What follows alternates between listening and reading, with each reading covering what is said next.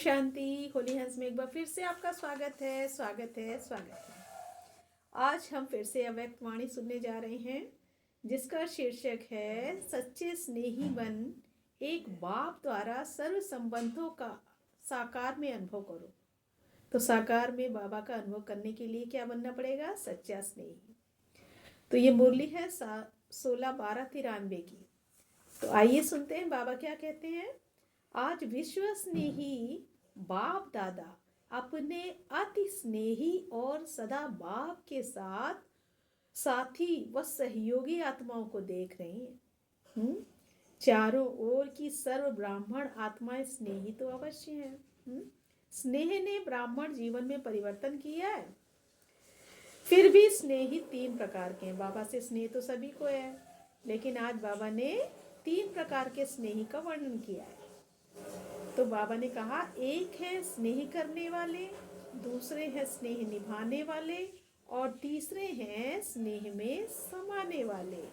मतलब समाना अर्थात समान बनना। तो स्नेह करने वाले कभी स्नेह करते हैं, लेकिन करते करते कभी स्नेह टूट जाता है और कभी जुट जाता है। इसलिए समय प्रति समय स्नेह जोड़ने में पुरुषार्थ करना पड़ता है, क्योंकि बाप के साथ साथ और कहाँ भी स्नेह, चाहे व्यक्ति से चाहे प्रकृति के साधनों से, कहाँ भी संकल्प माध्य से स्नेह जुटा हुआ है तो बाप से स्नेह करने वालों की लिस्ट में आ जाते हैं। स्नेह की निशानी है बिना कोई मेहनत के स्नेही की तरफ स्नेह स्वतः ही जाता है। कोई मेहनत करनी पड़ती है। किसी का स्नेह होता है तो उसका मन दिन भर उसका ख्याल आता है, तो उसको मेहनत नहीं करनी पड़ती, वो आदत में आ जाता है ना। स्नेह करने वाली आत्मा का हर समय, हर स्थिति, हर परिस्थिति में आधार अनुभव होता है। अगर साधनों से स्नेह है तो उस समय बाप से भी ज्यादा साधन का आधार अर्थात सहारा अनुभव होता है।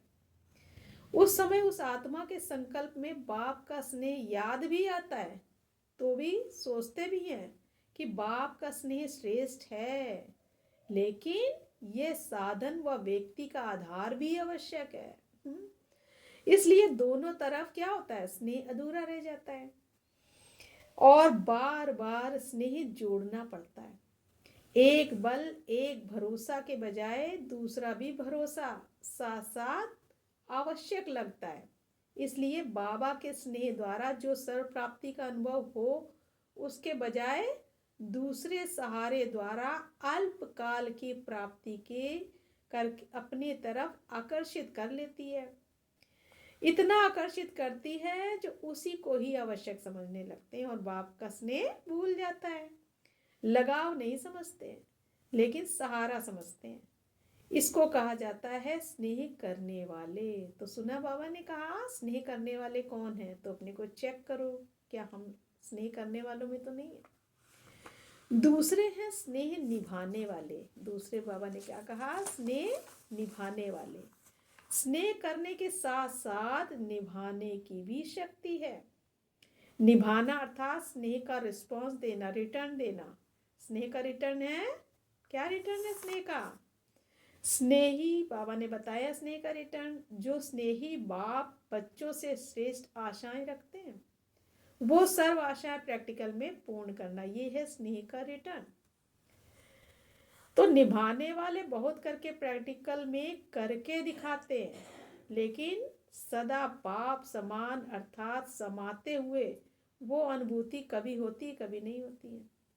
फिर भी निभाने वाले समीप हैं, लेकिन समान तो नहीं है। समान बनना है ना बाबा की, तो समीप वाले हैं ये। निभाने वाले को निभाने के रिटर्न में पदम गुणा, हिम्मत और उमंग उत्साह की मदद विशेष बाप द्वारा मिलती है। बाप की मदद भी मिलती है उनको, लेकिन वो समीप हैं, समान अभी बने नहीं हैं।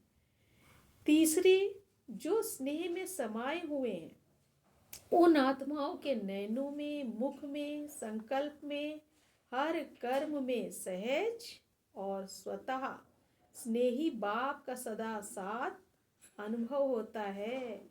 बाप उससे जुदा नहीं और वो बाप से जुदा नहीं।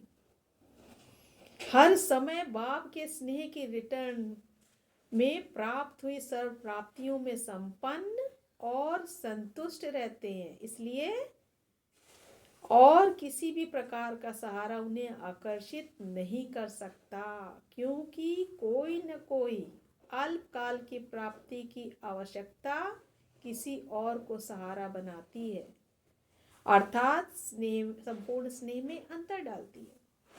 स्नेह में समाई हुई आत्माएं सदा सर्व प्राप्ति संपन्न होने के कारण सहज ही एक बाप दूसरा न कोई इस अनुभूति में रहती है। तो स्नेही सभी हैं, लेकिन 3 प्रकार के हैं। तो अपने आप से पूछो, कौन कौन से नंबर पे हूं मैं, पहले में, दूसरे में कि तीसरे में? अपने को तो जान सकते हैं ना। स्नेही है तभी तो स्नेह के कारण ब्राह्मण जीवन में चल रहे हैं, स्नेही तो सब है। तो लेकिन नंबर कौन सा है मेरा? स्नेह के साथ शक्ति भी आवश्यक है। जिसमें स्नेह और शक्ति दोनों का बैलेंस है, वही बाप समान बनता है। शक्ति बाबा की श्रीमत पर चलने की शक्ति जिसके अंदर है, वही बाप समान बन सकता है।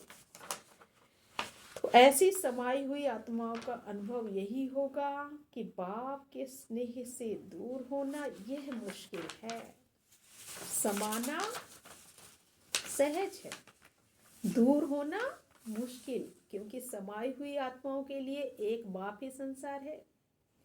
संसार में आकर्षित करने वाली 2 बातें होती हैं, एक व्यक्ति का संबंध और दूसरा भिन्न भिन्न वैभवों व साधनों द्वारा प्राप्त होना। तो समाई हुई आत्मा के लिए सर्व संबंध के रस का अनुभव एक बाप द्वारा ही होता है। सर्व प्राप्तियों का आधार एक बाप है, न कि वैभव व साधन।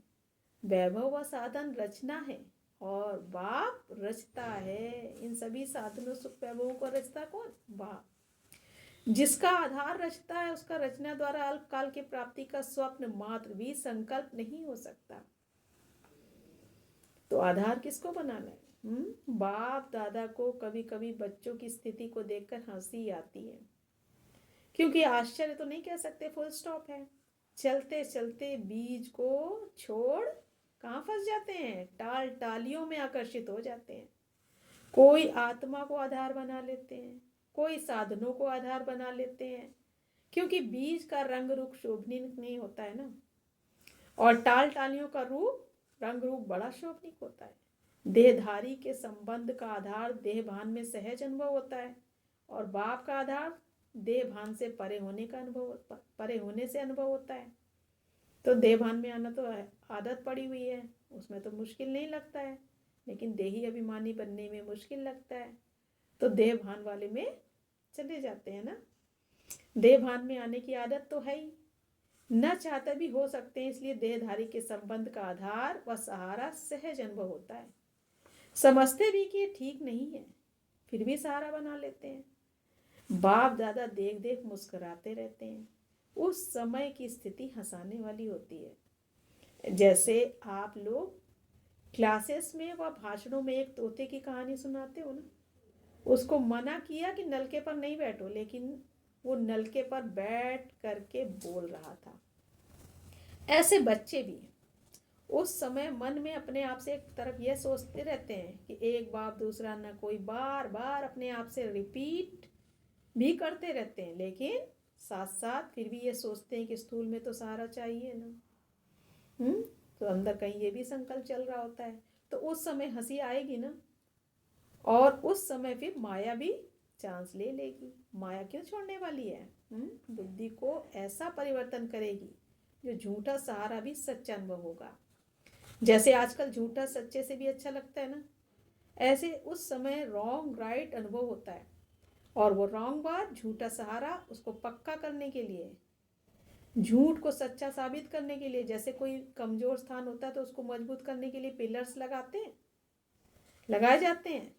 तो माया भी कमजोर संकल्प को मजबूत करने के लिए, बनाने के लिए रॉयल पिलर्स लगाती है। तो बाबा ने आज बताया कि माया भी रॉयल पिलर्स लगा लेती है, वो कमजोर को और मजबूत कर देते हैं। क्या मजबूत करते हैं? क्या पिलर लगाती है? माया यही संकल्प देती है। ऐसा तो होता ही है, कई बड़े बड़े भी ऐसा ही करते हैं, ऐसे ही चलते हैं।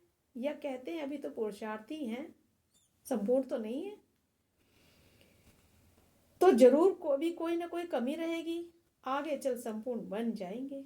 ऐसे ऐसे व्यर्थ संकल्प रूपी पिलर्स कमजोरी को मजबूत बना देते हैं। तो ऐसे पिलर का आधार नहीं लेना, समय आने पर ये आर्टिफिशियल पिलर धोखा देंगे। सर्व संबंधों का सहारा एक बाप सदा रहे, वह अनुभव कम करते हो, इस सर्व संबंधों के अनुभव को बढ़ाओ। सर्व संबंधों की अनुभूति कम होने के कारण कहीं न कहीं अल्पकाल का संबंध जुट जाता है। स्थूल जीवन में भी स्थूल रूप का सहारा व हर परिस्थिति में स्थूल रूप का सहयोग देने वाला सहारा बाप है। ये अनुभव और बढ़ाओ। ऐसे नहीं कि बाप तो है ही सूक्ष्म सहयोग देने वाला, निराकार है, आकार है, साकार तो है नहीं, लेकिन हर संबंध को साकार रूप में अनुभव कर सकते हो। क्या कहा बाबा ने? हर संबंध को साकार रूप में अनुभव कर सकते हो, साकार स्वरूप के साथ का अनुभव कर सकते हो। इस अनुभूति की गहराई से समझो, इस अनुभूति को गहराई से समझो और स्वयं को इसमें मजबूत करो। तो व्यक्ति वैभव व साधनों की तरफ अपने को अपनी तरफ आकर्षित नहीं करेंगे। वैभव जो है, व्यक्ति जो है, वो अपनी तरफ आकर्षित नहीं करेंगे। साधनों को निमित्त मात्र कार्य में लाना व साक्षी हो सेवा प्रति कार्य में लाना, ऐसी अनुभूति को बढ़ाओ। सहारा नहीं बनाओ, निमित्त मात्र हो। इसको कहा जाता है स्नेह में समाई हुई समानात्मा। तो अपने आप से सोचना कि मैं कौन हूँ, समझा? अच्छा, अब दादियों से मुलाकात, सदा समाये हुए हैं, यह याद करने की मेहनत करनी पड़ती है। सिवाय एक बाप के और कोई दिखाई नहीं देता। जब कहानियाँ सुनते हो तो हंसी आती है ना। कहानी जब तक चलती है तब तक समझ में नहीं आती है, और जब कहानी समाप्त होती है तो उससे ये क्या हुआ, मैं थी या कोई और था, ऐसे भी सोचते हैं, क्योंकि उस समय परवश होते हैं ना। तो परवश को अपना होश ही नहीं होता है।